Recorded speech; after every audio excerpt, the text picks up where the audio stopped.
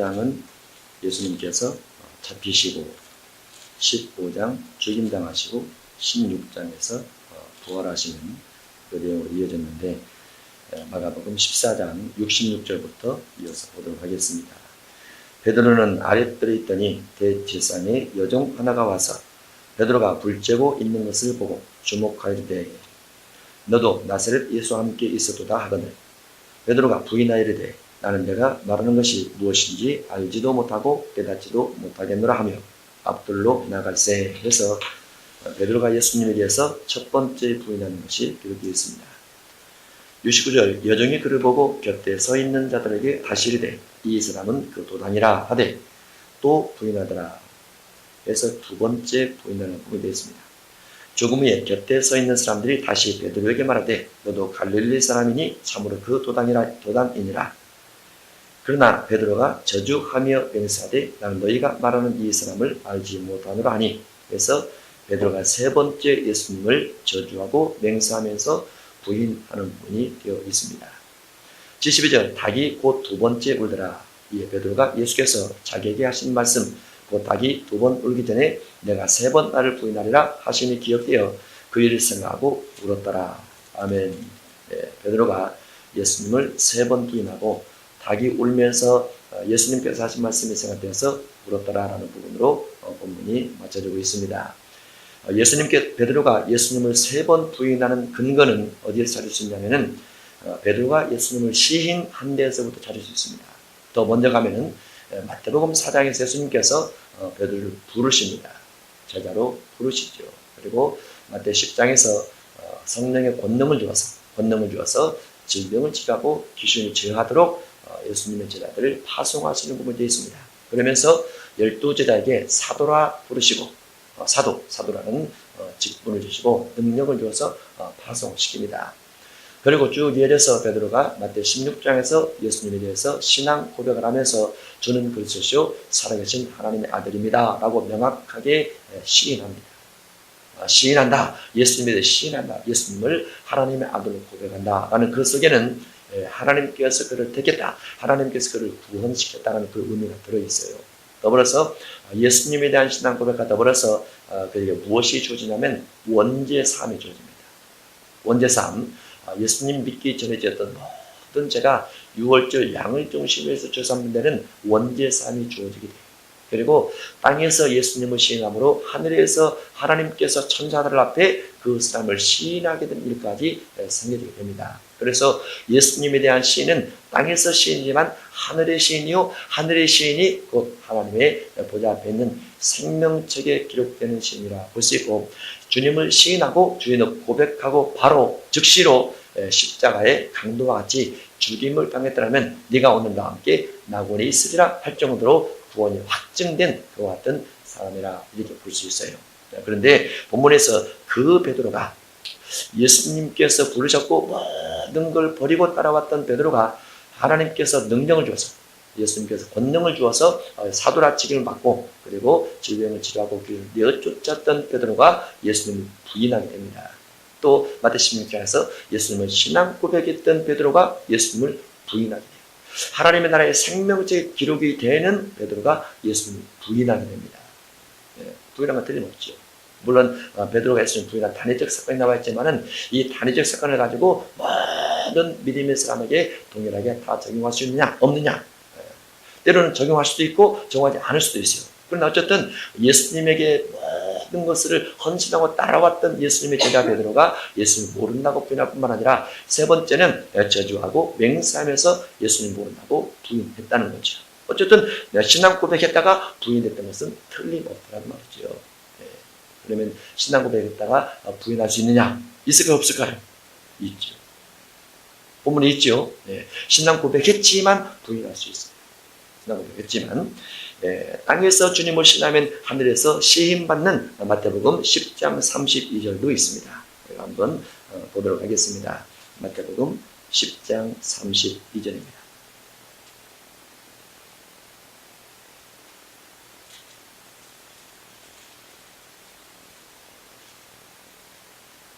마태복음 10장 32절 누구든지 사람 앞에서 나를 시인하면 여기서 누구든지는 누구를 말할까요? 누구든지 누구를 말할까요? 누구든지는 31절, 30절, 29, 28 쭉 올라가서 31절로 가면 너희는이 됩니다. 너희는 30절로 가면 너희에게는 그렇습니다. 마태복음 10장은 제목이 무엇이냐면 예수님께서 12제자를 사도로 임명하고 파송하는 부분이 되어 있습니다. 그리고 예수님의 12제자들에게 하는 말을 중심에서 기록이 되어 있습니다. 그러면 32절도 30절, 31절은 예수님의 제자들을 가리켜서 너희는 이렇게 기록되다면 32절은 그 부분을 좀 더 확대해서 예수님의 12제자뿐만 아니라 예수 믿는 모든 사람들은 그렇게 볼 수 있습니다. 예수 믿는 모든 사람들이 사람 앞에서 나를 시인하면 예수님 앞에서 예수님을 시인하는 것과 사람 앞에서 예수님을 시인하는 것은 좀 틀립니다. 그러죠? 네. 특히 이제 32절에 있는 사람 앞에서라는 이 사람은 누구를 말하냐면 그 이로 가면 24절이야 28절입니다. 몸은 죽여도 영혼은 능히 죽이지 못하는 자들, 몸과 영혼을 능히 지옥에 멸하실 수 있느니 하면서 예수님의 복음을 전파하는 예수님의 제자들이 복음을 전파하면서 죽임당하는 위험에 처하게 될 때 몸을 죽일 수 있는 그들을 향해서 사람 앞에서 나를 시인하면 이렇게 됐습니다. 신앙을 가졌다는 이유로 누군가 나를 죽이려 하는 사람 앞에서 나를 시인하면, 예수님 믿는 사람들아, 예수님의 제자들아, 신앙을 가졌다는 이유로 누군가 너희를 죽이려 할 때 그 가운데서 나를 시인하면 나도 하늘에 계신 내 아버지 앞에서 그를 시인할 것이요, 순교의 현장에서 나를 시인한 사람을 나는 시인할 것이요. 33절 누구든지 똑같습니다. 32절에는 누구든지와 33절에 누구든지가 똑같은데 예수 믿는 사람들아, 예수 믿는 제자들아, 사람 앞에서 나를 부인하면, 누구 앞에서? 나를 순교시키려는, 나를 죽이려는, 내가 가진 신앙 때문에 나를 죽이려는 사람 앞에서 나를 부인하면 나도 하늘에 계신 내 아버지 앞에서 그를 부인하리라. 그렇게 되어 있습니다. 그래서 순교의 위험, 순교에 직면됐을 때 그 앞에서 그들이 아무리 잘 믿었다 할지라도 그 앞에서 주님을 부인하게 되면 주님께서도 하늘에서 부인하리라 라고 되어 있습니다. 너는 내 백성 아니라고 말했죠. 비록 사도지만 내 제자가 아니라고 말했죠. 내 사도도 아니고 내 제자도 아니고 내 성도도 아니라고 말했죠. 그래서 한 번 주님을 신한 것이 영원토록 어떠한 환경이나 어떠한 순교의 위험이나 어떠한 신앙적 고난과 십자가 가운데서도 끝까지 주님을 시인하는 신앙이 계속되어져야 그것이 하나님께서 우리를 인정하고 시인하는 신앙까지 가게 된다는 말이죠. 그래서 베드로가 마태 16장에서 주님을 신앙 고백하고 오늘 본문 마가복음 14장에서 예수님을 모른다고 부인하는 이 사건 속에 베드로가 당장 죽었다고 하면 그는 예수님께서 그를 모른다 하리라 할 대상입니다. 모른다 하리라. 신앙 고백했을지라도 권능을 체험해서 나가서 질병을 치료하고 귀신을 내쫓으면서 많은 사람에게 주의 복음을 증거를 했을지라도 이와 같은 순교, 이와 같은 죽임의 현장 속에서 예수님 모른다고 하면 주님께서 그를 모른다 할 수 있다는 말이죠. 그래서 우리의 신앙은 어느 한순간의 믿음만 다 믿는 아닙니다. 어떠한 육신의 환경 가운데서도, 어려운 환경 가운데서도, 고난의 환경이든지 십자가 환경이든지 죽임당한 순교 환경일지라도 그 속에서 주님을 신앙 고백하면서 끝까지 감격해야 될 믿음, 그래야 주님 앞에 시험받더라 볼 수 있습니다. 마태복음 7장 보겠습니다.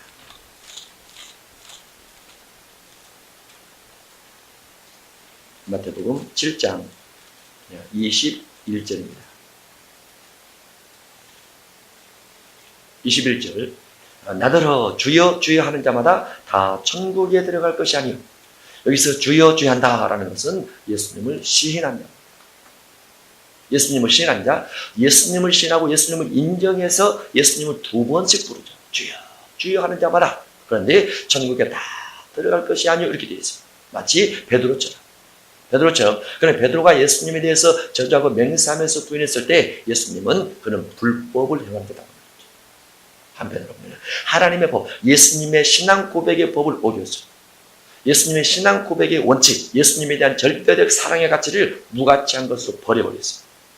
그래서 베드로가 그 당시에 주여 주여 할지라도 천국에 들어갈 수 없는 상황이 되었다는 것입니다. 22절도 보면 반복해서 기록이 되어 있습니다. 그날에 많은 사람이 나더러 이르되 주여 주여 우리가 주의 이름으로 예수님의 이름을 통해서 선지자 노릇하며 주의 이름으로 귀신을 쫓아내며 주의 이름으로 많은 권능을 행하지 아니하나니 그때 내가 그들에게 누구에게 주여 주여 주의 이름으로 무언가 주님의 일을 한 자들에게 밝히 말하되 내가 너희를 도무지 알지 못하니. 주님의 이름 부르지만은 주님의 이름을 가지고 불법을 저지르거나 주님의 이름을 가지고 아버지의 뜻대로 행치 않냐거나 주님의 이름을 가지고 주님께서 원치 않는 신앙적 환경의 고백을 잘못 사용하게 될 경우에 주님께서 모른다리라. 이런 환경이 본문에 기록되어 있습니다.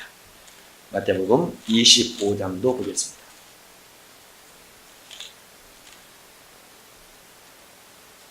우리가 마태복음 1장부터 해서 마가복음까지 왔기 때문에 그 앞에 부분을 거의 다 해석을 쭉 해서 왔어요. 쭉 해서 왔습니다. 그래서 그 앞에 있는 많은 내용들을 보면은 예수님의 제자들에게 했던 말이란 말이죠. 안 믿는 사람한테 놓고 예수 믿으라 이렇게 말하는 것이 아니라고 말이죠. 그래서 우리가 본문을 충실히 이해할 수 있으리라 봅니다. 마태복음 25장입니다. 11절입니다. 그 후가 언제입니까? 그 후는 10절 이후입니다. 10절 이후. 그러면 10절은 무엇입니까? 그들이 살아간 사이에, 그들은 누굽니까? 그들은 미련한 15천입니다. 미련한 5천이요. 마태복음 25장 10절. 그들이 살아간 사이에 뭘 사러 갔습니까? 기름을 사러 갔습니다. 사러 누구에게 갔을까요? 하나님께 갔어요. 하나님께 기도해서 하나님께로부터 성령의 기름, 성령의 능력, 성령의 은혜를 부음받기 위해서 갔다고 말이죠. 그래서 살아간 사이에 신랑이 누굽니까? 예수님이죠. 오므로 언제 오십니까? 신랑 대신 예수님이 오시죠. 계시록 14장 14절로 16절에 오십니다. 오므로 준비하였던 자들은 무엇을 준비했던 자들은 기름을 준비했던 자들은 기름을 준비했던 자들은 무엇을 준비한 거죠? 기도로 준비하는 겁니다. 준비했던 자들은 함께 혼인잔치에 들어가고, 혼인잔치가 어디입니까? 구름 위에 들어가고, 구름 위에 올라가고, 문은 닫힌지라. 문은 무슨 문일까요? 구름 위에 들림받는 문이 닫힌다. 들림받는 것이 끝나버렸어요. 들림받는 것이 죽어라. 보통 그렇게 말을 하죠. 들림받는 문이 닫혀버렸습니다. 그 후에, 문이 닫힌 후에 휴가가 싹 일어난 후에 남은 처녀들이, 곧 미련한 처녀들이 기름을 사러 간 처녀들이 와서 이르되 주여 주여 우리에게 열어주소서. 어디를 보고 말할까요? 구름을 향해서 말하는 거죠. 구름 위에 계신 주님을 향해서 주여 주여 열어주소서. 왜 주여 주여라고 말하게 될까요? 그분들이 믿는 분들이기 때문에. 그죠? 신앙이 있는 사람이, 마태복음 16장에서 베드로처럼 신앙 고백할 수 있는 사람들이기 때문에 주여 주여라고 말을 합니다. 우리에게 열어주소서. 대답하되 진실로 너희에게 이르노니. 여기서 너희는 어떠한 너희를 말할까요? 주를 믿고 주의 이름 부르면서 뭔가 주 맞을 준비를 했지만은 여분의 기름을 준비하지 못해서 마지막 순간에 기름을 사러간 그들입니다. 너희에게 이르니 내가 너희를 알지 못하노라. 아니, 주님의 이름 부를지라도 알지 못하노라. 주님의 이름을 외칠지라도 알지 못하노라. 구름 위에 올라간 사람들은 다 주님께서 인정하는 사람이고, 주님께서 아는 사람이고, 주님께서 그들을 보시고 알곡된 사람이기 때문에 구름으로 불러 올려서 다 혼인잔치를 준비케 하지만은 땅에 있는 사람들, 올라가지 못한 사람들, 그러나 주여 주여, 그러나 교회에서 이와 같은 부르는 사람 중에서 주님께서 알지 못한다라고 말하는 사람도 있다는 말이죠. 그래서 주님의 이름을 시인했지만 나중에 주님의 이름을 그대로 들고 있고 그대로 부르고 있으면서도 구원되지 못하는 자들이 있다고 말이죠. 누가복음 13장입니다.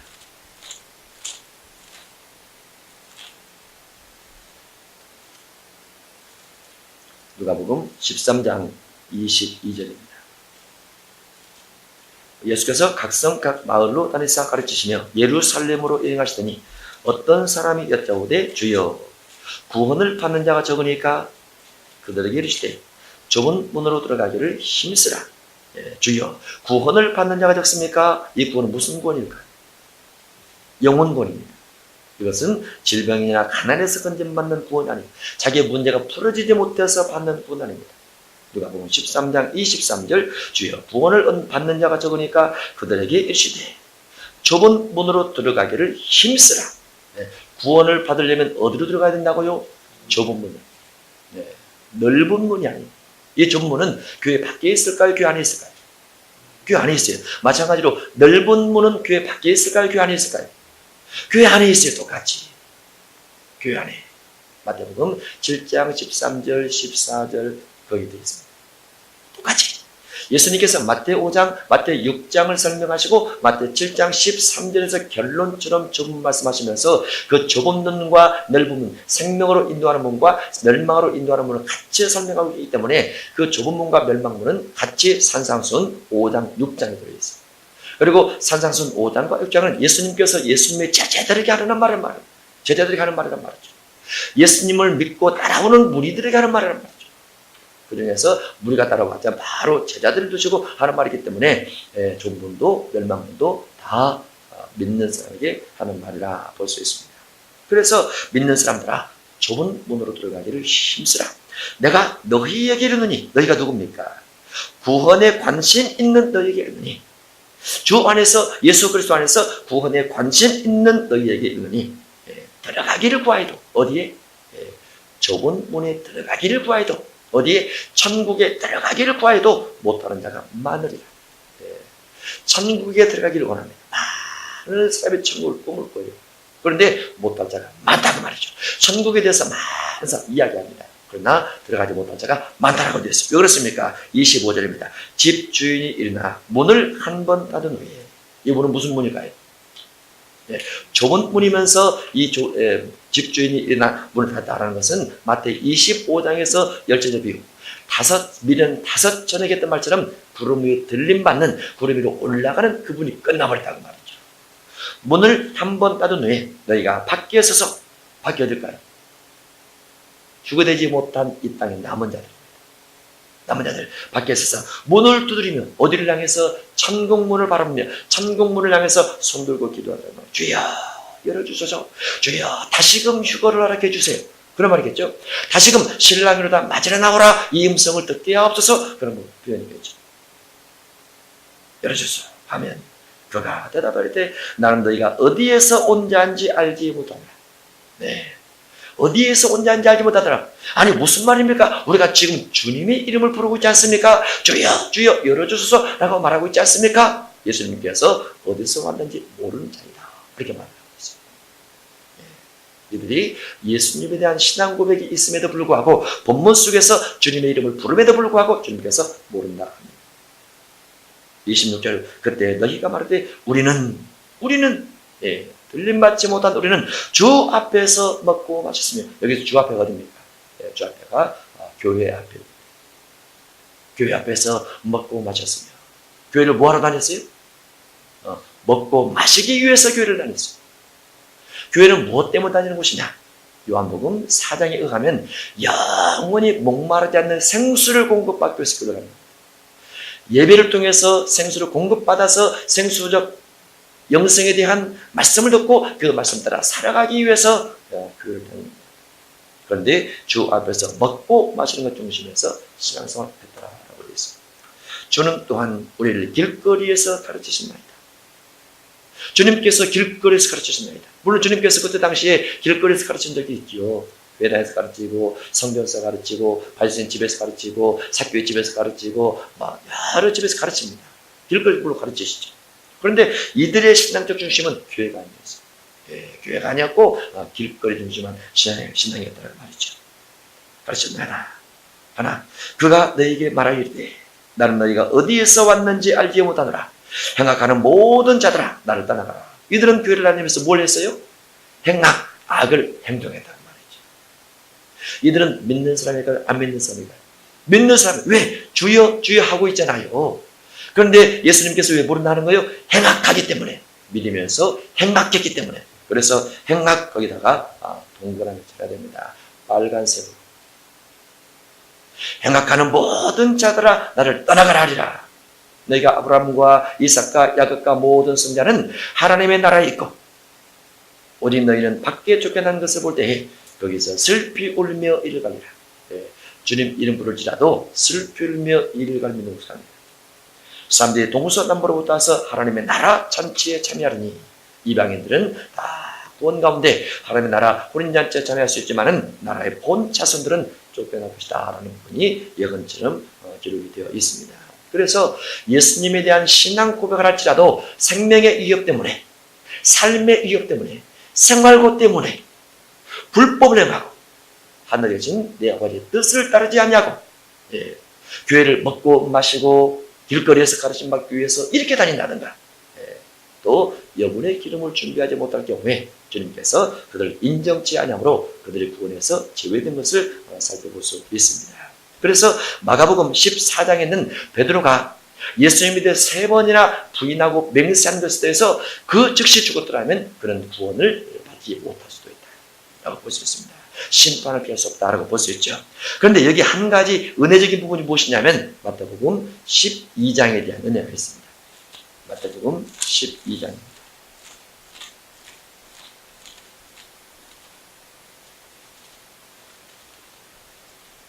마태복음 12장 31절 32절입니다. 그러므로 내가 너희에게 이르노니 사람에 대한 모든 죄와 오독은 사하심을 얻되 성령을 오독하는 것은 사하심을 얻지 못하겠고 또 누구든지 말로 인자를 거역하면 사하심을 얻되 말로 인자를 거역하면 말로 예수님을 거역하면 말로 예수님을 부인하며 그 말이죠. 사하심을 얻었습니다. 은혜죠. 그러죠. 그래서 마가복음 14장에서 베드로가 예수님을 철저하게 부인했음에도 불구하고 베드로는 사함받을 기회가 있습니다. 사함받을 기회가 있습니다. 이것이 베드로에게 준 큰 은혜 중 하나입니다. 그러면 66절에서 72절 사이에 베드로가 주님으로부터 사함받을 내용이 무엇이 있을까요? 분명히 저주하고 맹세하고 부인했는데 사함받을 은혜를 받을 수 있는 무엇이 있을까요? 앞에서 다 부인했죠? 마지막 부분에 뭐가 되어 있습니까? 예수님께서 하신 말이 기억되어 그 일을 생각하고 울었더라. 울었더라. 심히 통곡 아니라. 이 부분이 베드로가 뭔가 예수님께 부인하고 저주가 맹세했던 것에 대한 회개, 후회, 뉘우침 그렇게 볼 수 있어요. 근데 만약에 이 부분에서 베드로가 성령을 거역하고 성령을 부인했다면 안 됩니다. 그런데 예수님, 인자에 대한 예수님에 대한 부인과 맹세가 있었기 때문에 그가 말을 통해서 지은 것에 대해서 회개할 수 있는 기회가 있다라고 볼 수 있어요. 그런데 이 부분보다 우리가 더 심각하게 생각해야 될 부분 하나가 있습니다. 가롯 유다입니다. 사도행전 1장입니다. 사도행전 1장.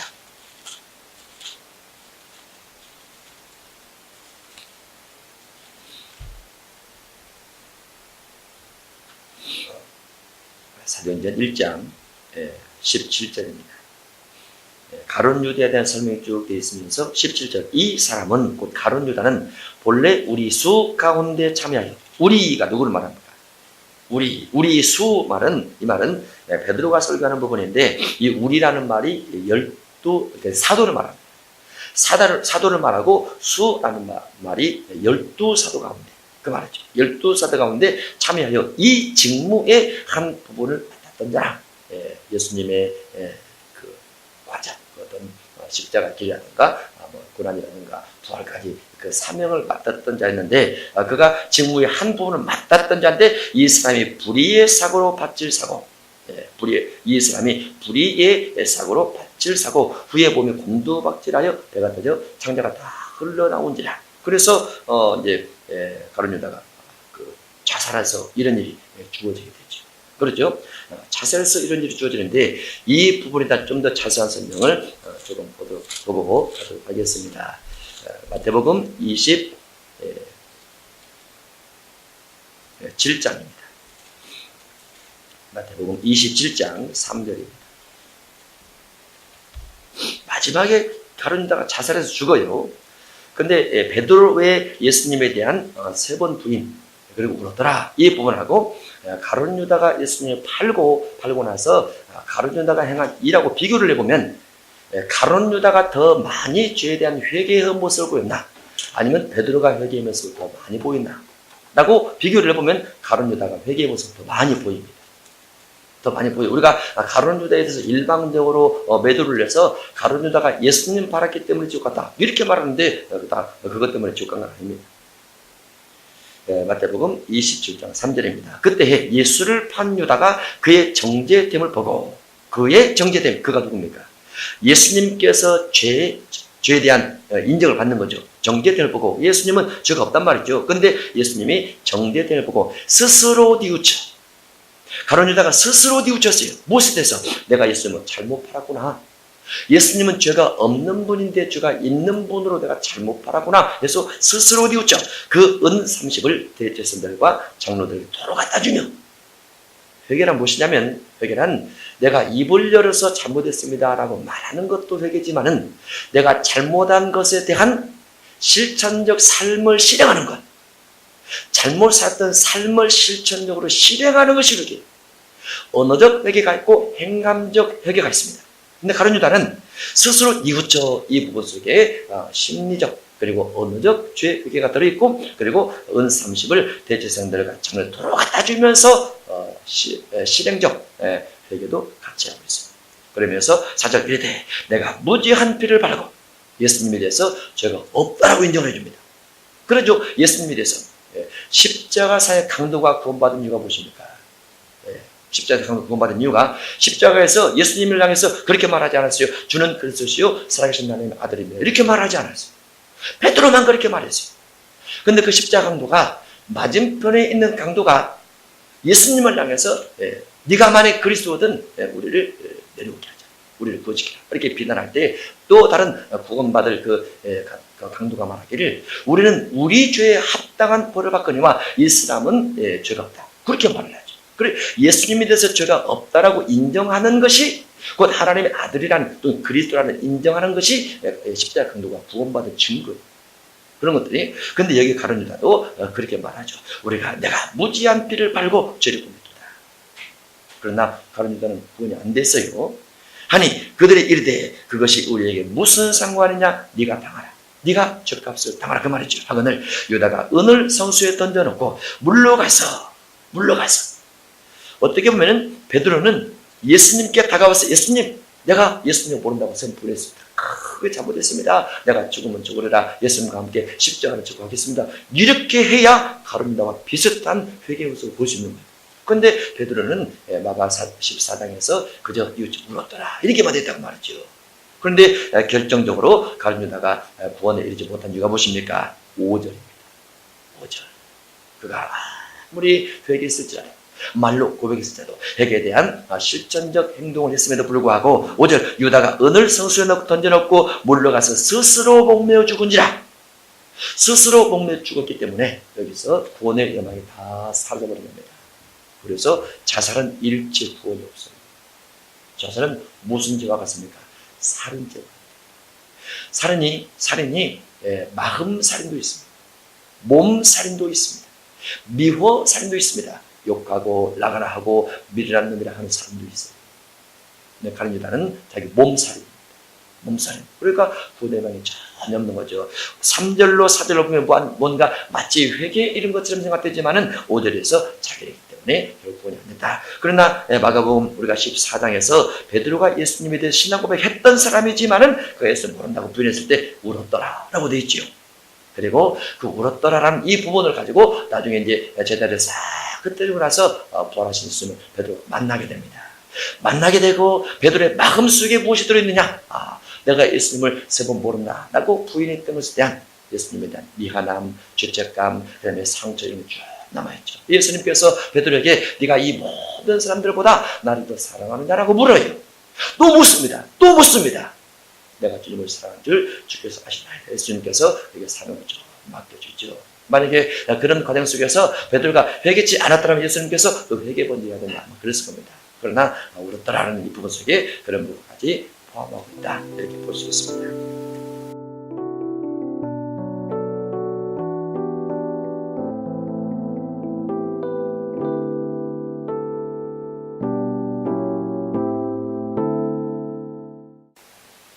마가복음 15장입니다.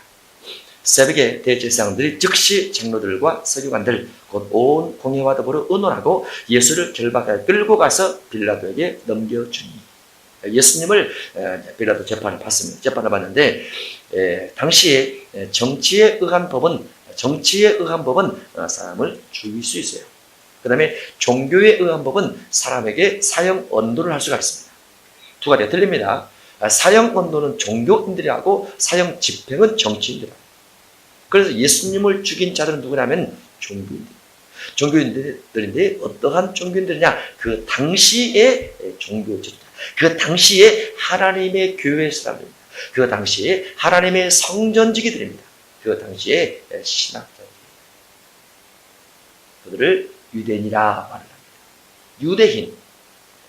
유대인에 대해서 유념해 두셔야 돼요. 유대인들이 예수님을 죽였다. 유대인들이 예수님을 죽였다. 지금 시대도 유대인이 있습니까? 없습니까? 있죠. 있어요. 그 유대인들은 예수님을 그리스도로 인정합니까? 안 합니까? 안 하죠. 그러면 그들이 볼 때는 예수님 믿는 사람들이 신앙을 제대로 갖고 있는 겁니까? 잘못된 신앙 갖고 있는 겁니까? 잘못된 신앙. 다른 말로 그들이 유대인들이 볼 때는 기독교 신앙이 사입이라고. 그죠? 그런데 유대인들이 누굴 죽였다고요? 예수님을 죽였어요. 알았죠? 잘 기억해 두셔야 돼요. 기독교 신앙은 유대인 따라가는 거 아니에요. 기독교 신앙은 유대인의 노벨상 얼마큼 받으라고 그거 따라가는 거 아니에요. 기독교 신앙은 유대인이 똑똑하다고 그거 따라가는 거 아닙니다. 기독교 신앙은 예수 그리스도 따라가는 거예요. 영원토록 예수님을 따라가는 거예요. 유대인들은 지금도 짐승의 피를 통해서 주산받으라는데 그렇게 항상 없습니다. 그렇죠. 레기 1장 번제, 2장 소제, 3장 화목제, 4장 속죄제, 5장 속건제 제물을 드리면서 주산받는 유대인들은 이 땅에 없습니다. 없어요. 그런데 구약 성경을 믿고 있다 하면서 그렇게 하지 않는 것 보니 유대인들이 변질했다고 말이죠. 그 모든 짐승의 피를 통해서 주산받는 부분을 가지고 예수님께서 짐승처럼 오셨습니다. 예수님께서 하나님의 아들로 짐승의 몸처럼 오셨어요. 유월절 양으로 오셨어요. 그래서 예수님의 몸을 번제처럼 다 태우고 갈갈이 찢기우고 갈갈에 피를 흘리고 다 물과 피를 쏟아내서 예수님께서 처절하게 모든 피를 싹 들여 보였다는 말이죠. 그래서 우리에게 번제와 소제, 화목제, 수제, 속건제물처럼 모든 죄를 살 수 있는 은혜가 십자가 속에 다 들어있어요. 예수님만 이룰 수 있는, 원죄가 전혀 없고 잘못죄도 전혀 없는 예수님만 이룰 수 있는 그 십자가의 피를 예수님이 흘렸다고 말이죠. 그래서 그 피 안에 모든 구원이 들어있어요. 모든 구원이 다 가렸는데 유대인들은 그를 믿지 않다는 말이죠. 그러면 그들은 메시아가지 않았기 때문에, 그래서 안 하기 때문에 구약의 근거를 해서 구원을 받아야 되지만, 죄사함 받아야 되지만 그렇게 하는 자가 없다고 말이죠. 그러니까 그 유대인들이 편들된 거예요. 그래서 본문에 유대인들, 장로들과 대제사장들이 즉시 장로들과 서기관들 곧 온 공회와 더불어, 공회가 누구로 구성되어 있습니까? 공회가 대제사장들과 장로들과 서기관들로 구성이 되어 있습니다. 종교인들로 구성됐단 말이죠. 네. 공회와 더불어 의논하고, 이 부분이 종말시대도 마태 10장에 근거를 해서 종말시대도 공회와 회당에서 예수 믿는 사람을 잡아다가 옥에 넘겨주고 매질하겠으며 그렇게 되어 있습니다. 종말시대도. 그래서 우리가 주의해야 된다. 종말시대. 공회와 더불어 의논하고 예수를 결박하여 끌고 가서 빌라도에게 넘겨주니, 빌라도는 정치인입니다. 그리고 대제사장, 장로들, 서기관들, 공회는 종교인입니다. 빌라도가 묻되 내가 유대인의 왕이냐? 예수께서 대답하시되 이르시되 네 말이 옳도다. 예수님께서 누구라고요? 유대인의 왕. 예수님께서 누구라고요? 유대인의 왕. 우리가 믿는 예수님도 누구라고요? 유대인의 왕. 자, 생각해야 돼요. 예수님을 죽인 자들이 누구라고요? 유대인들. 근데 예수님이 누구라고요? 유대인의 왕. 그러면 예수님을 죽인 자들이 유대인들인데, 그 유대인들이 기대하는 유대인의 왕은 누구냐면은 정치적 메시아, 그 다윗 같은 메시아. 그런데 예수님이 생각하는 유대인의 왕은 정치적 왕이 아니고 무슨 왕? 진리의 왕. 진리의 왕. 우리 그리스도인들이 예수님을 바라볼 때 유대인의 왕인데, 그 유대인의 왕이신 예수님께서 우리 삶의 정치적 문제를 풀어주는 것이 아니고 경제적 문제를 풀어주는 것보다 더 중요한 것이 무엇이냐? 예수님께서 진리의 왕이라고 합니다.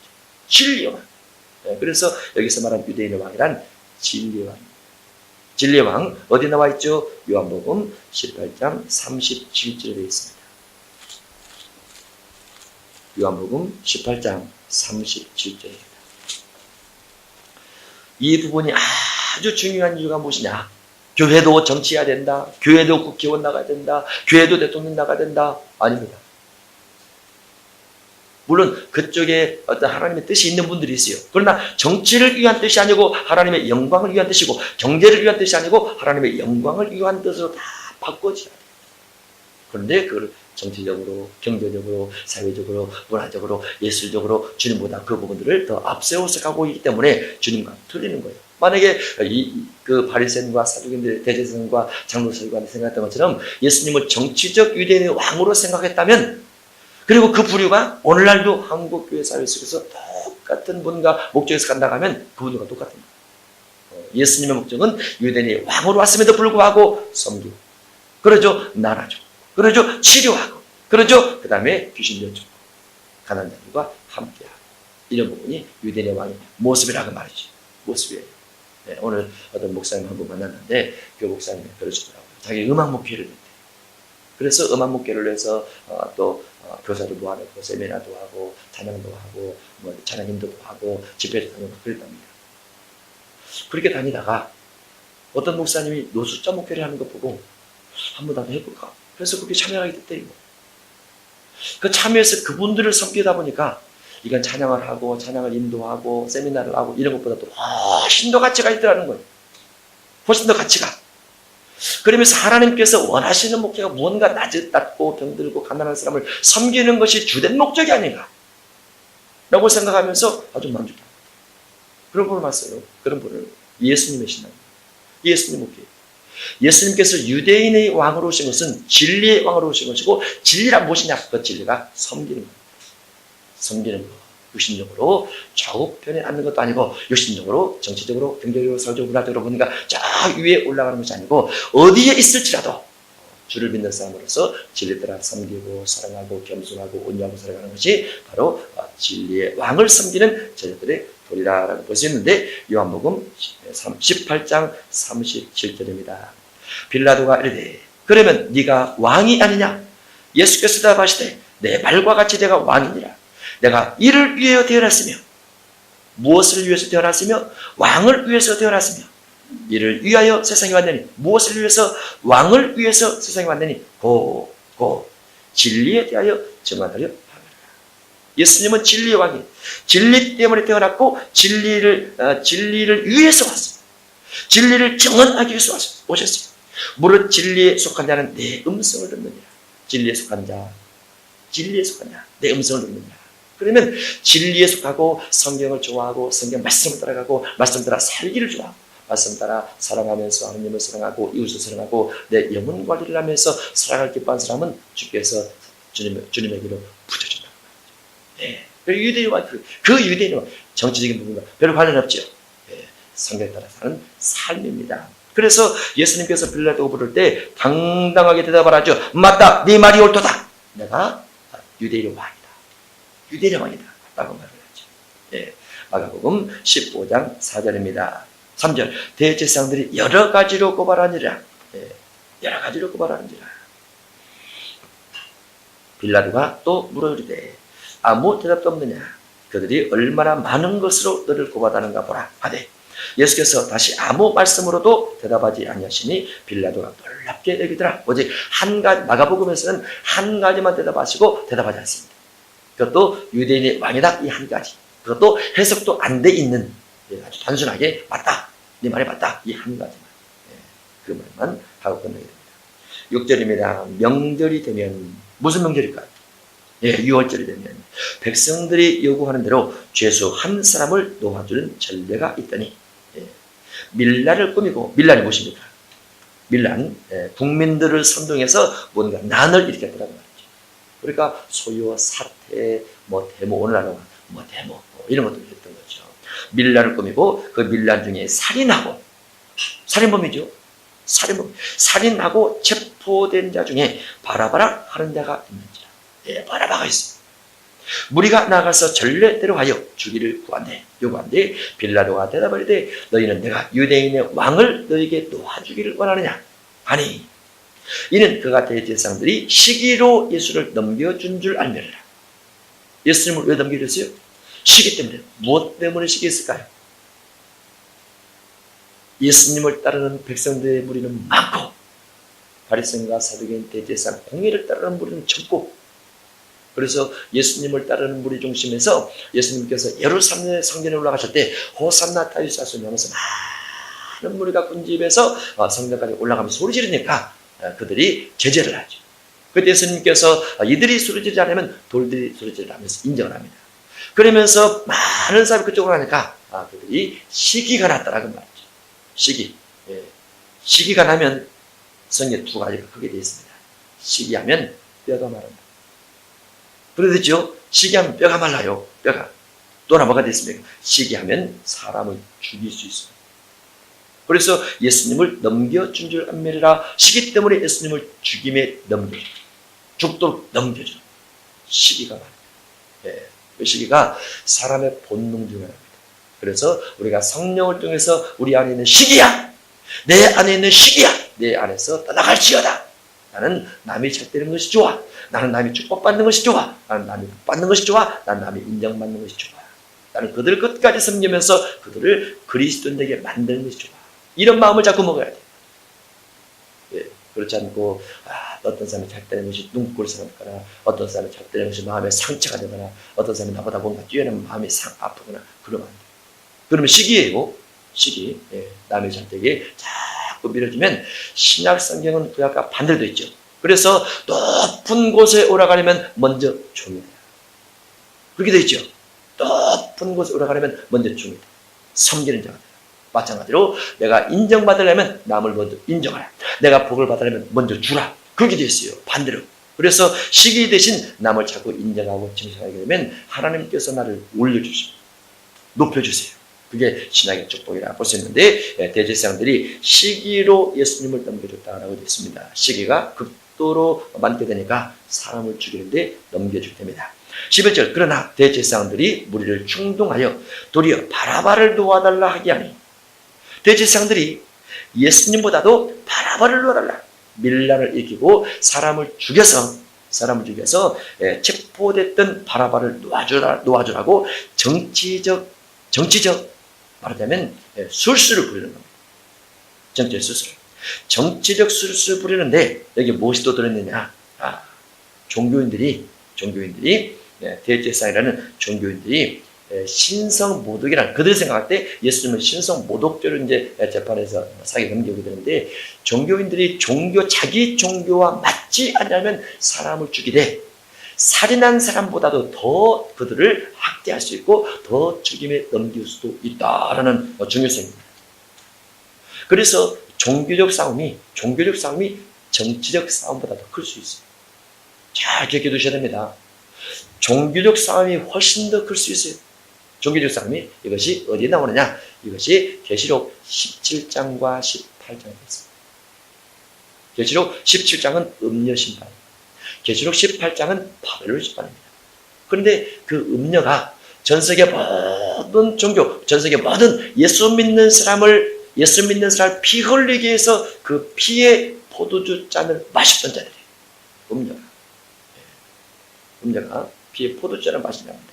그래서 종교를 가지고 예수 믿는 사람, 그들이 가진 종교를 가지고 예수 믿는 사람 핍박하고 학대하고 피를 흘리고 죽이고 고문하고 순교시켜서 그들의 잔을 마신 자들이 음녀들입니다. 음녀란 하나님 외에 다른 신을 섬기는 자들인데, 하나님을 참으로 섬기는 예수 믿는 사람은 그렇게 했다는 말이죠. 그 종교적 힘이죠. 종교적 힘을 가지고. 그런데 그들을 그 종교적 힘을 가진 자들이 정치인들을 지배를,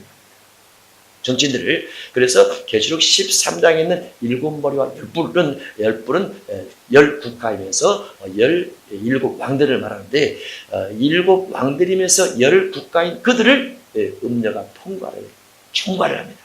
그러다가 나중에 17장과 18장이 됐을 때 결국은 정치인들이 그들을 음녀를 죽여서 벌거벗게 하고 불이 태우게 되는데 그런 부분까지 가는 과정에서 종교인들과 정치인들이 참 신앙인을 향해서 죽이고 학대하는 부분들이 늘 역사적으로 존재해왔고 그 싸움은 지금도 끝나지 않았다고 볼 수 있어요. 그래서 예수님께서 하나님의 아들로 왔음에도 불구하고 예수님께서 세계에서 가장 설교를 잘하고 세계에서 가장 능력을 최고로 베풀 수 있는 분임에도 불구하고 그 당시에 종교와 정치가 예수님을 죽이게 했다라고 볼 수 있어요.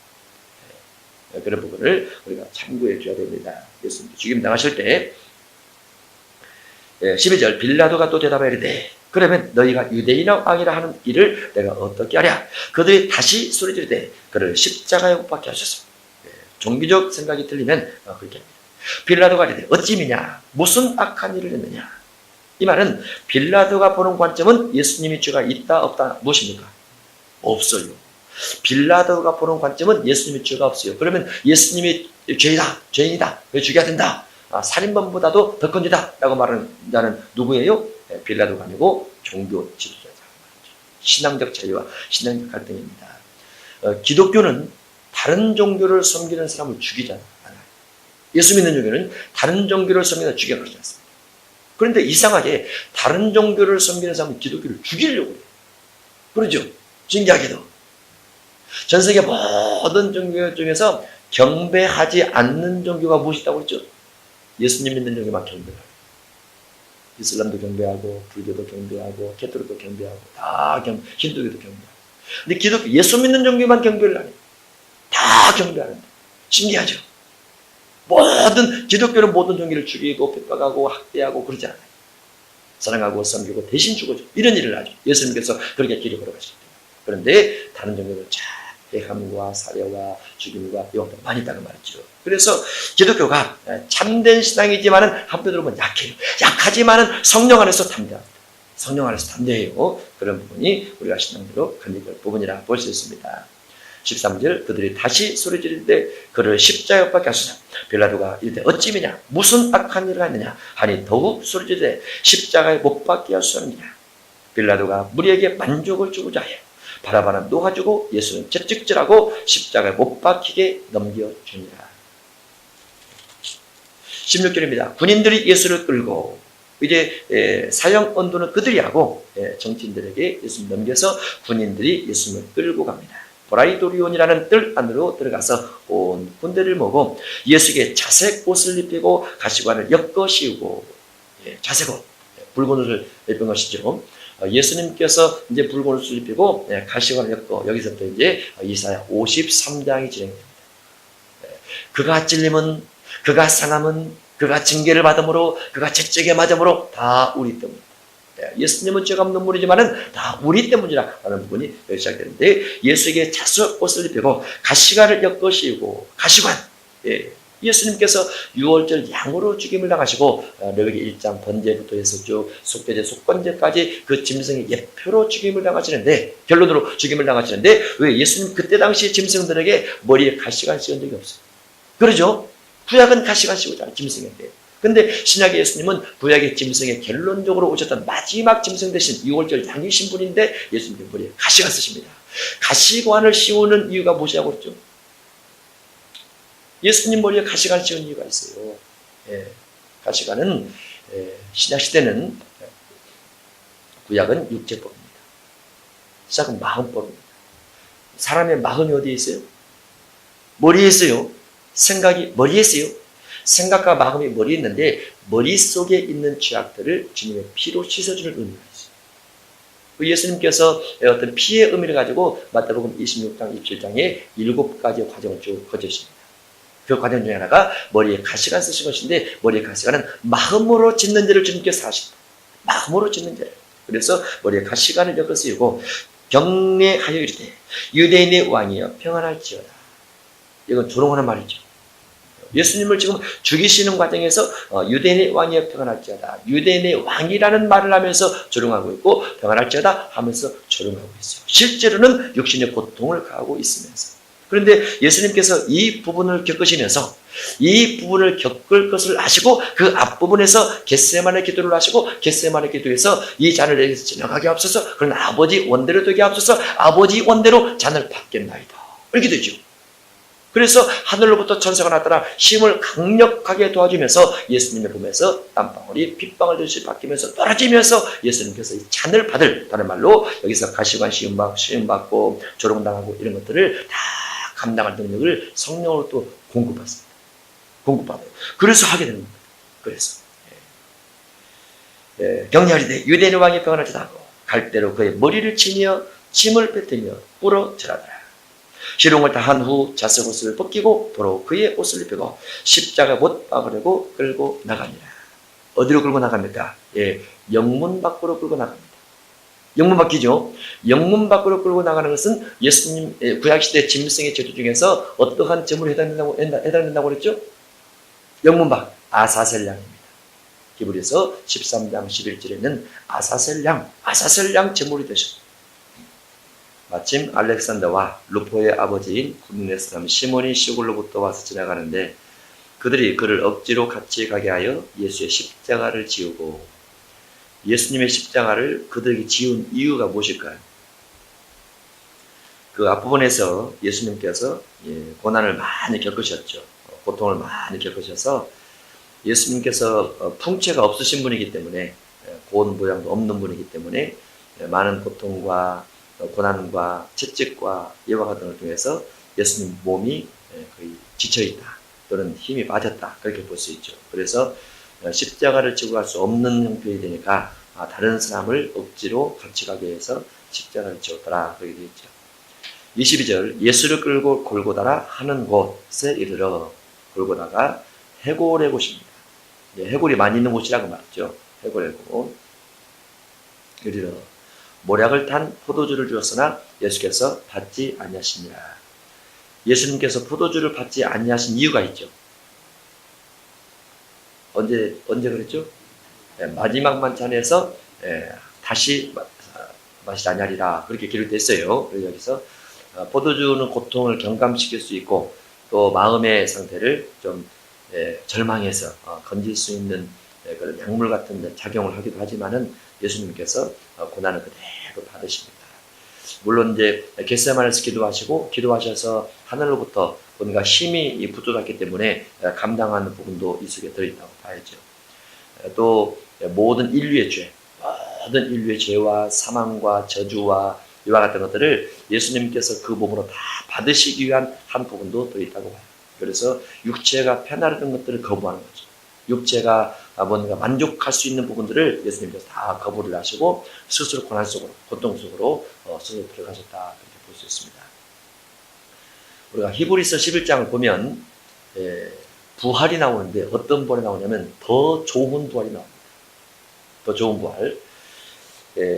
부활이면 다 부활이 아닌가, 이렇게 생각할 수도 있어요. 부활이면 다 같은 부활이 아닌가.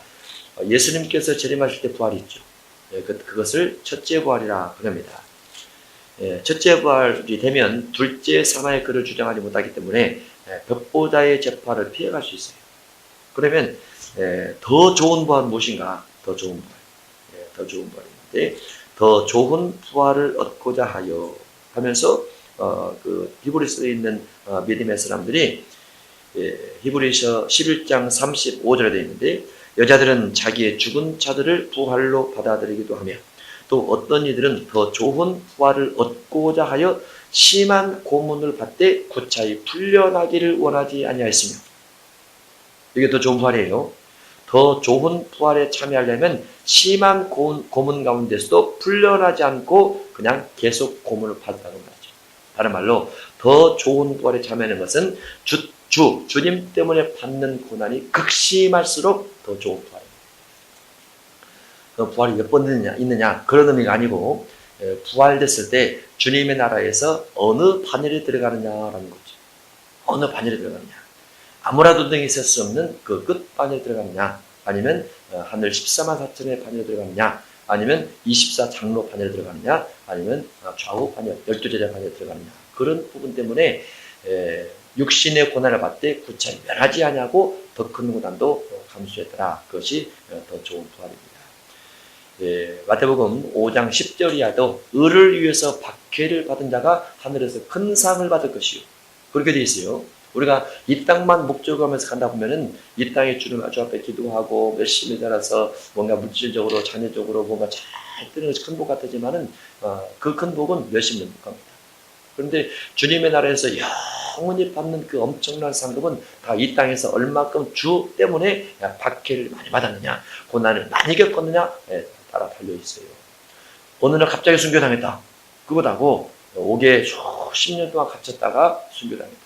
그것하고 끝없는 고문 가운데 가다가 순교당했다. 원주민들에게 복음을 전파하면서 문화적인 것을 다 하나도 누리지 못하고 오직 복음 때문에 복음을 전하다가 순교당했다. 이런 거 틀린다는 말이죠. 물론 이집에 든 사람도 낙원에 가고 1년 된 사람도 낙원에 가고 10년 된 사람도 50년 된 사람도 낙원에 갈 수 있어요. 낙원이라는 것은 같이 가지만은 이 땅에서 주 때문에 박해를 받은 어떤 정도에 따라서 하늘에서 받는 상태가 전혀 틀리게 됩니다. 그래서 주님 때문에 박해를 많이 받는 것이 하늘 상급의 비교죠. 그렇게 볼 수 있습니다. 물론 이 땅에서 잘 먹고 잘 살고 하늘도 상도 많이 받고 그러면 좋겠죠. 근데 성경은 그렇게 안 쓰셨어요. 성경은 반대입니다. 박해를 많이 받을수록 하늘에 생기고 이 땅에서 누릴 것 많이 누릴수록 하늘에서 누리는 것이 없어요. 어느 게 좋을까요? 말은 저쪽이 좋다고 그랬죠. 말은. 그런데 이 땅에서도 좀 받고요. 이렇게 생각한단 말이죠. 의를 위한 박해가 좋습니다. 이제 기독교 문화 형태가 자꾸 변질돼서 그걸 예수 믿는 사람이 잘 먹고 잘 살아야 돼. 그래야 본이 되고 덕이 돼. 그거는 자기가 생각하는 거예요. 성경이 안 맞는 거예요. 성경. 그러면 예수님도 그렇게 걸어가면 좋죠. 우리의 모델 예수님, 할렐루야. 우리의 모델 베드로, 할렐루야. 우리의 모델 바울, 할렐루야. 다 그렇게 걸어가서 하나도 없어요. 그 다음에 아브라함의 품에 들어간 믿음, 최고 믿음. 아브라함의 품에 들어간 사람, 누구죠? 나사로 믿음, 최고 믿음. 좌우 반열에 거의 들어갔다 봐야 되는데. 예수님께서 포도주를 받지 않으시더라. 24절, 십자가에 못 박고 그 옷을 나눌세 누가 어느 것을 가질까 하여 제비를 뽑더라. 때가 제3시가 되어 예수님의 옷을 제비 뽑아서 성이다 해가지고 예수님의 제비 뽑은 옷, 예수님께서 피 흘렸던 옷이 능력이 있다. 그거 없어요. 거기에. 피를 믿는 믿음. 피를 믿는 믿음. 아무리 피를 많이 흘렸어도 안 믿으면 소용없어요. 또 예수님의 설교를 직접 들었어도 예수님 죽인 사람 있잖아요. 그죠? 예수님의 능력을 눈으로 목격했어도 예수님 판자가 있잖아요. 그죠? 예수님의 능력을 많이 줬음에도 불구하고 배반한 자가 있잖아요. 그러죠? 피를 믿는 믿음이지 성이 자체의 능력이 있다. 그러면 안 됩니다. 그건 다 외식이에요. 외식. 25절 때가 제3시가 되어 십자가에 못 박으니라. 30면 몇 시입니까? 우리나라 시간으로 9시죠. 6을 더하니까 3시가 되어 십자가 못 박으니라. 그 위에 있는 죄패에 유대인의 왕이라 썼고, 이제 유대인의 왕이라, 여기서 말한 유대인의 왕이란 예수님께서 유대인의 왕이라 이렇게 말을 했지만은 그들이 썼던 의미는 아마 희롱, 조롱의 의미로 이렇게 썼다고 봐야죠. 강도 둘을 예수와 함께 십자가 못 박으니 하나는 그의 우편에 하나는 좌편에 있더라. 우리가 흔히 구원받은 강도를 우편강도라, 우편강도 그러는데 우편강도라고 안 쓰렸어요. 어느 편에 있는 강도인지 모릅니다. 다만 좌편에 우편에 있었더라. 어느 한편에 있는 강도가 그런 거죠. 29절 지나가는 자들은 자기 머리를 흔들며 예수를 모욕하여 이르되. 예수님께서 모욕받을 만하죠. 왜냐하면 질병을 치료하고 귀신 내쫓고 무리를 걷고 많은 사람 먹일 때는 예수님의 인기가 하늘을 찌를 듯 했어요. 그런데 그렇게 하늘을 찌를 듯한 인기를 가지고 있는 사람도 십자가에 매달려 있을 때는 초라합니다. 많은 사람이 모욕하죠. 그러니까 어떤 의미, 십자가에 매달려 있는 이유가 무엇인가, 예수님께서 박해를 받은 이유가 무엇인가, 피 흘리신 이유가 무엇인가, 이런 근본된 이유를 알지 못하면 예수님에 대해서 누구든지 모욕할 수 있어요. 누구든지. 그래서 우리가 신앙의 길을 걸어갈 때 내가 주님 때문에 받는 고난을 겪으면서 간다라는 것에 대해서 내가 믿음적으로 성경 근거를 해서 확신을 갖고 있지 않으면 고난의 길을 때려서 안 가려고 해요. 사람들이. 남의 눈치 보고 신앙생활 안 됩니다. 주님께서 내게 원하시는 것이 무엇인가? 그것 보고 항상 누구의 눈치도 보면 안 돼요. 성경을 많이 보고 성경에서 내게 요구하는 것을 따라가려고 해야 됩니다. 지나가는 자들은 자기 머리를 흔들며 예수를 모욕하려되 성전을 열고 사흘에 짓는 자여. 앞에 성전은 무슨 성전입니까? 헤롯 성전이죠. 사흘에 짓는 것은 무엇입니까? 예, 예수님의 몸입니다. 몸, 성전된 자기 육체를 가리켜 말씀하시는 거기 되기 때문에 사흘에 짓는다는 자여 내가 너를 구원하여 십자가에서 내리라. 여기서 구원은 무슨 구원입니까? 십자가에서 내려오는 환경구원입니다. 여기는 너를 구원하여 십자가에서 내려오라 하고 그와 같이 대제사장들도 서기관들과 함께 희롱하며 서로 말하되 그가 남은 구원하였을 때 자기는 구원할 수 없도다. 이스라엘 왕 그리스도가 지금 십자가에서 내려와 우리가 보고 믿게 할지어다. 그리스도에 대한 부분을 이들은 정치적 그리스도로 생각하기 때문에 신앙적 그리스도가 죽임당했을 때 신앙적 그리스도를 비난하고 있어요. 희롱하고 조롱하고 있어요. 그러면서 예수님 보고 내려와라 말하고 있는 거죠.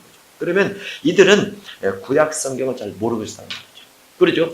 구약 성경을 정확하게 알았고 이사야 53장을 중심해서 메시아가 오시면 고난받는 종으로 오신다는 걸 알고 있었고 깨달을 수 있었다고 하면 예수님이 이렇게 되어버렸습니다.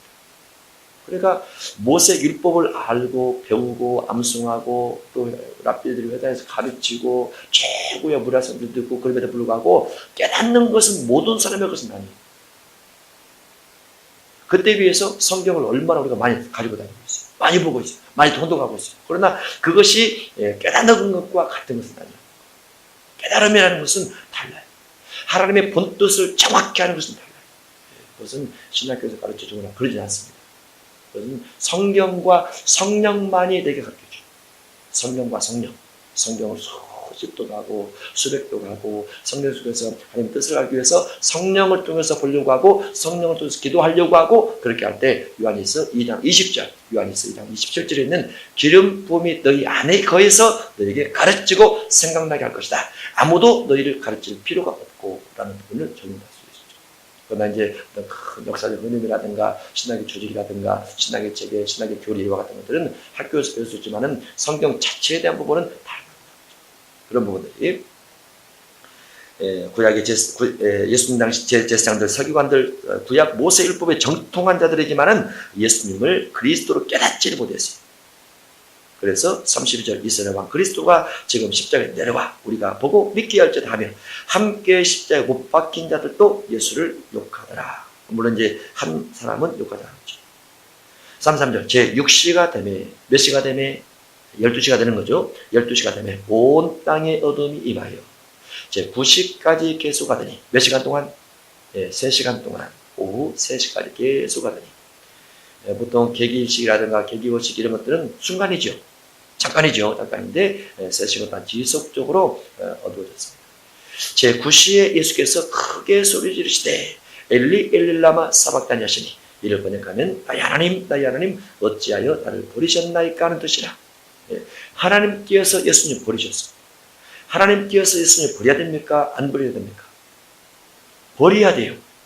하나님이 예수님을 버려야 돼요. 물론 예수님에게는 고통이 되고 예수님에게는 죽임이 되지만은 그것이 우리에게는 은혜가 되고 그것이 우리에게는 죄삼이 되고 그것이 우리에게는 구원의 증거가 돼요. 예수님 자신에게는 아주 엄청난 고통이고 엄청난 죽임당함이지만은 우리에게는 절대적 은혜고 절대적 구원의 통로라 볼 수 있어요. 예수님이 죽지 않았다면 우리의 구원은 없습니다. 여망이 없어요. 유대인들만 구원받을 수 있는 그와 같은 세계였기 때문에 예수님께서 죽으시고 죽임당하시고 부활하시고 그 다음에 성령이 오셔서 이방 복음이 쭉 시작되기 때문에 예수님의 그런 과정은 우리에게 커다란 은혜가 되는데 우리가 예수님 믿는 그 과정 속에는 예수님이 엄청난 고통을 당하시고 죽임당하는 사건이 있어요. 사건. 그래서 예수님을 떠나서 가면 절대 안 된다는 거. 예수님의 말씀을 떠나가도 절대로 안 된다는 거. 예수님께서 원치 않는 방향으로 가도 절대로 안 되는 거예요. 예수님의 십자가를 무익하게 만들거나 예수님을 다시 십자가 못 박는 일이 생기면 그 예수님께서 우리를 용납하지 않을 수 있다는 거예요.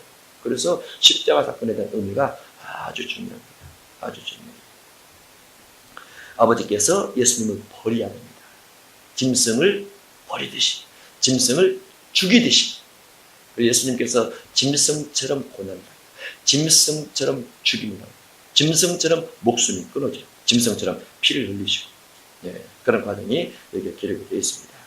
35절 곁에 섰던 자 중 어떤 이들이 듣고 이르되 보라 엘리야를 부른다 하고 한 사람이 달려가서 해면에 신 포도주를 역시여 갈대에 꿰어 마시게 하고 이르되 가만두라 엘리야가 와서 그를 내려주라고자 하더라. 예수께서 큰 소리를 지르시고 숨지시니라. 예. 예수님께서 큰 소리, 마지막으로 지르신 큰 소리가 무엇입니까? 다 이루었다. 이 다 이루었다. 이 부분이 의미가 아주 많아요. 다 이루었다. 다 이루었다. 의미가 아주 많습니다. 그 부분을 로마서 13장 8절 이하에서 사랑을 완성했다. 그렇게 되어 있습니다. 사랑을 완성했다. 로마서 13장 한번 볼까요?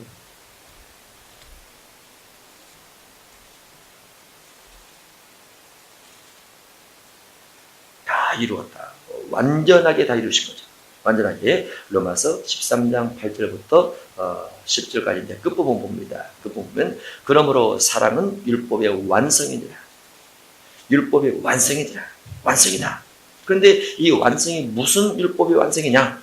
이웃사랑이에요. 이웃사랑. 그러면 예수님께서 십자가에서 다 이루었다.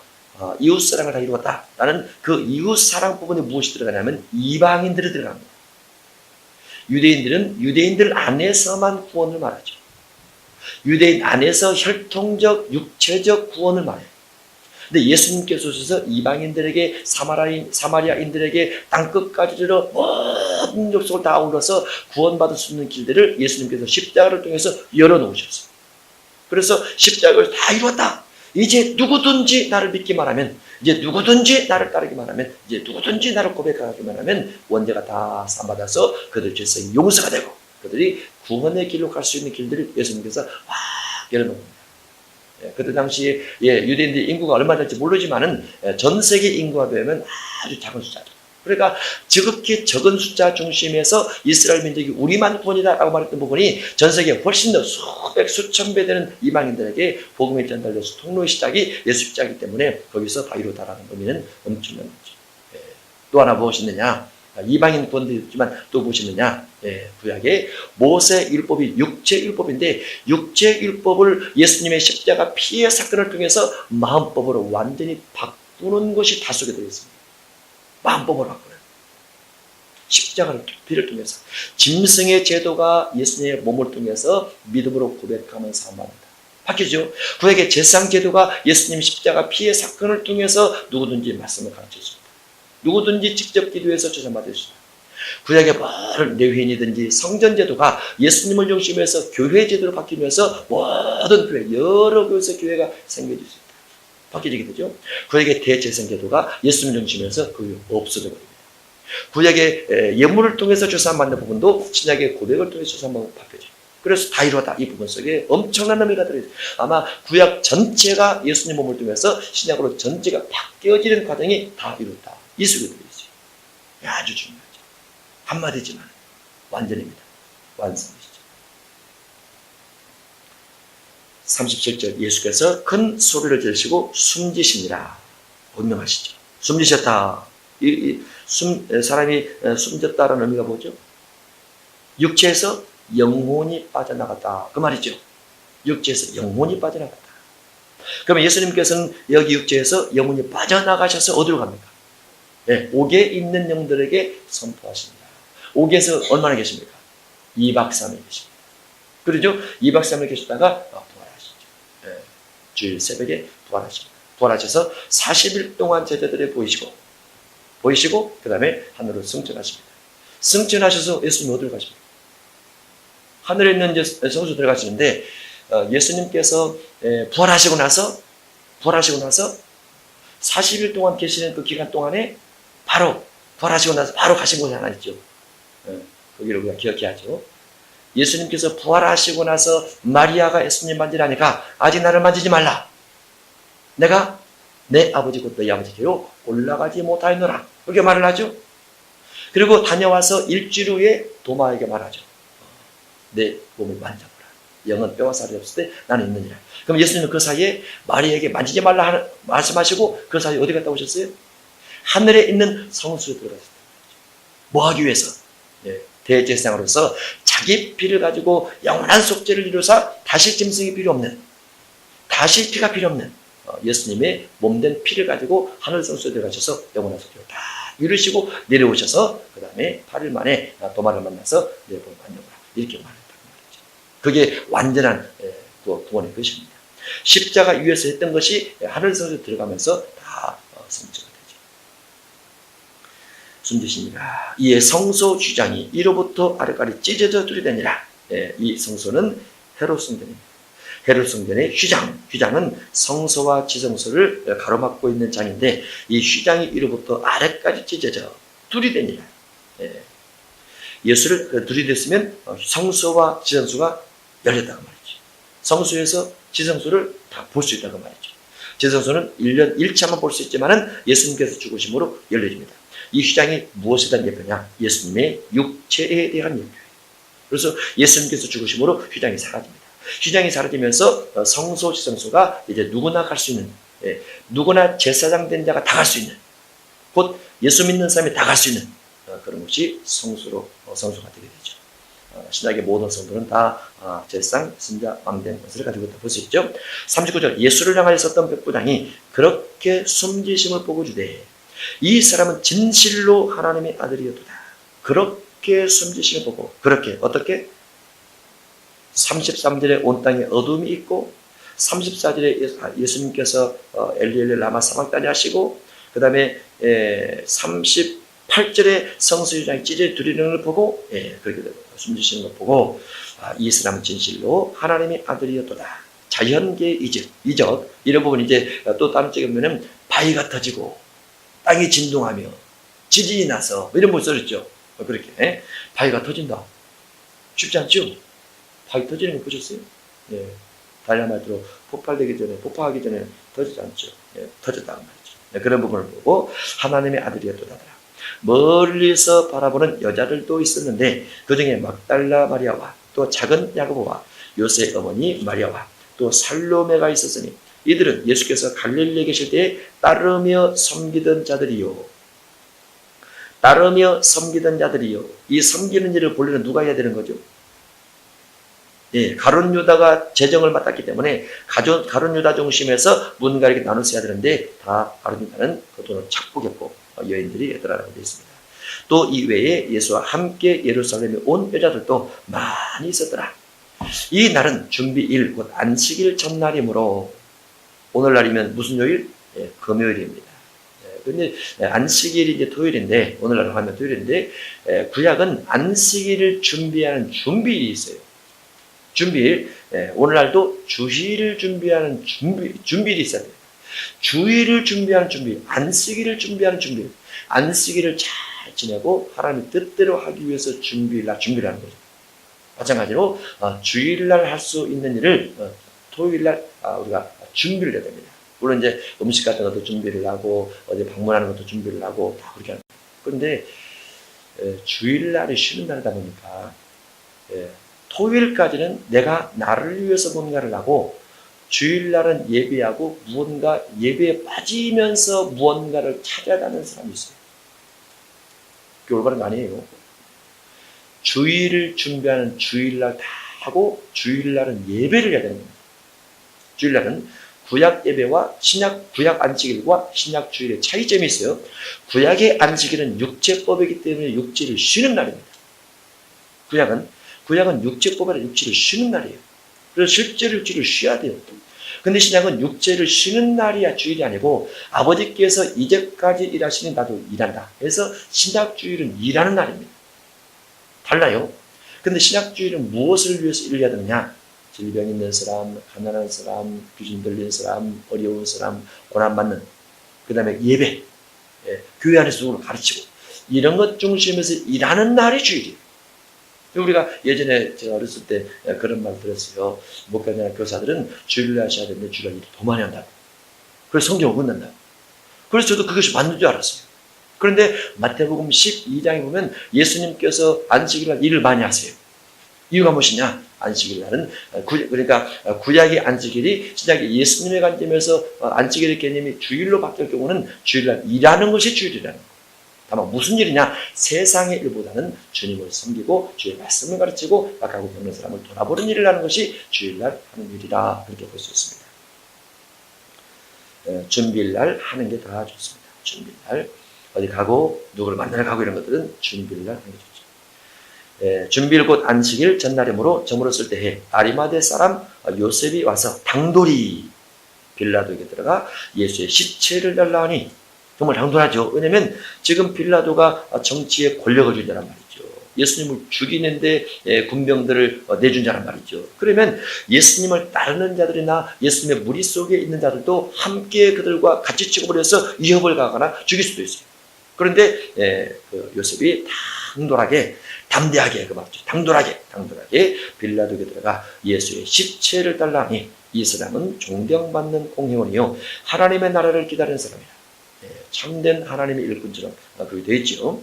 빌라도는 예수께서 벌써 죽었을까 하고, 벌써 죽었을까 무슨 말입니까? 십자가에 달리면 사람이 빨리 안 죽는답니다. 십자가 달리면 당시의 형벌 중에서 가장 고통스러운 형벌이 십자가예요. 가장 고통스러운 형벌이 십자가고, 가장 처절하게 가장 오랫동안 끌고 갈 수 있는 것이 그 십자가 형벌이에요. 그래서 빨리 죽지 않는 걸로 생각했는데 요셉이 요구를 하니까 예수께서 벌써 죽었을까 하고 이상히 여겨. 백부장을 불러 죽은 지가 오래나 묻고, 백부장이 알아본 후에 요셉에게 시체를 내주는지라. 요셉이 세마포를 사서 예수를 내려다가 그것을 싸서 바위 속에 판 무덤에 넣어두고 돌을 굴려 무덤 문에 도름해. 예수님이 46절에서는 예수님이 시체입니다. 여기서 뭐 하나 짚고 가야 되냐면, 죽은 자에 대한 예의를 어떻게 하느냐. 일반 한국교회 그 약간 시끄러운 부분이 있어요. 죽은 자에 대해서 어떻게 예의를 갖추는 것이 합당한 것이냐. 죽은 자에게 염습을 하는 것이 맞느냐. 죽은 자에게 염습을 하지 않는 것이 맞느냐. 죽은 자에게 어떻게 하는 것이 맞냐. 예수님을 보면 예수님께서 죽으셨는데 요셉이 세마포를 사서 예수님을 내리다가 그걸 쌌어요. 우리나라는 뭐를 쌉니까? 보통 이제 수일화해서 삼배로 뭐 비싼 담배 쓰기도 하고 싼 담배 쓰기도 하죠. 근데 그것이 유교에서 왔다 그렇게 말하면 안 돼요. 어쨌든 그 죽은 사람이 빨리 부패가 되고 뭔가 흙으로 돌아가게 하기 위한 그런 절차를 받게 하는 겁니다.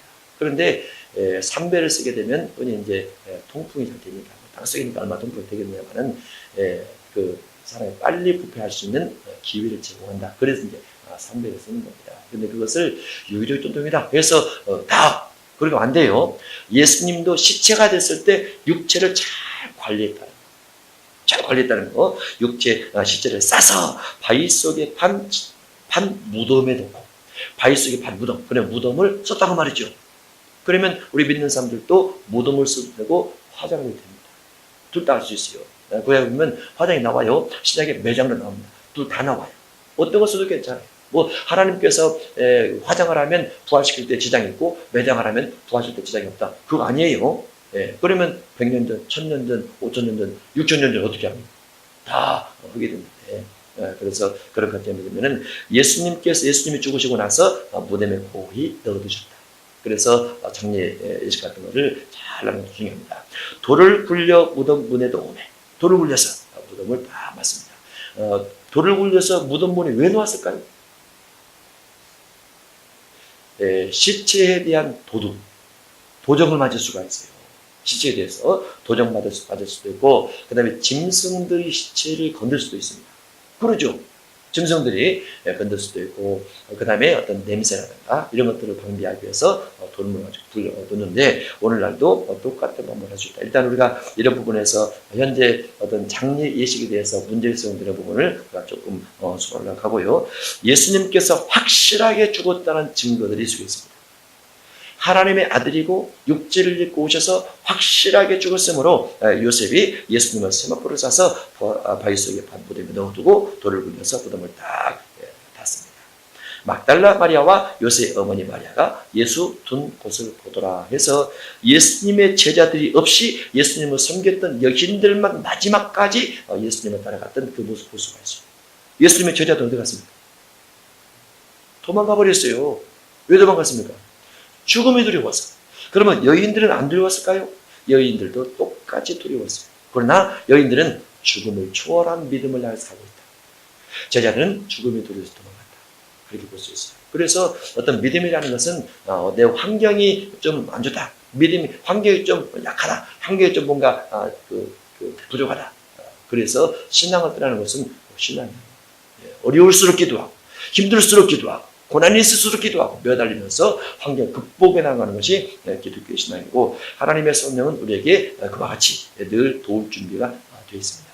그래서 우리가 힘들고 어려울 때 주 앞에 기도함으로 그런 문제를 하나씩 풀어간다면 주님의 뜻 합당한 성도가 되고, 그렇지 않고 세상처럼 세상으로 돌아가 버려서 타락하면 주님 합당치 못한 성도라 이렇게 보셨습니다. 믿음의 길을 잘 가는 여러분 믿음의 삶이 되시기를 바랍니다.